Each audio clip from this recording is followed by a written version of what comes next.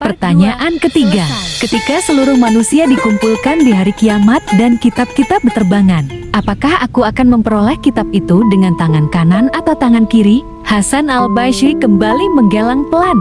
Ini pun termasuk perkara gaib. Wahai Robiatul Adawiyah. Pertanyaan keempat, apabila telah tiba golongan dari ahli surga dan neraka untuk dipanggil, lantas aku tergolong yang mana? Hasan al-Basri menunduk. Ini juga perkara yang gaib, hanya Allah yang mengetahuinya. Robiatul Adawiyah tersenyum kecil, lalu berkata dengan suara yang lembut namun penuh makna, wahai Hasan, seseorang yang disibukkan dengan 4 perkara gaib ini, tidak akan lagi terpikir untuk menyibukkan diri dengan urusan pernikahan. Hasan al-Basri terdiam, merenungkan kata-kata Robiatul Adawiyah. Namun, Robiatul Adawiyah belum selesai.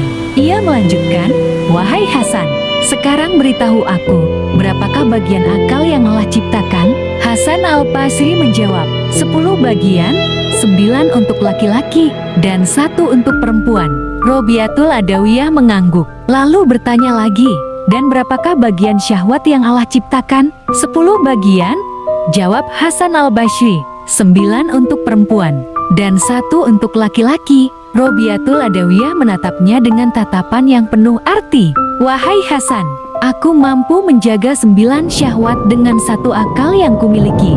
Sedangkan engkau, dengan 9 akal, tidak mampu menjaga 1 syahwat. Mendengar jawaban itu, Hasan al-Basri tertegun, hatinya tersentak, dan air matanya tak tertahan lagi.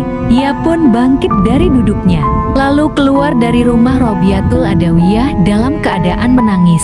Tangisannya bukan karena sakit hati, melainkan karena ia menyadari betapa dalamnya ilmu dan ketakwaan Robiatul Adawiyah. Ia merasa kecil di hadapan wanita suci itu.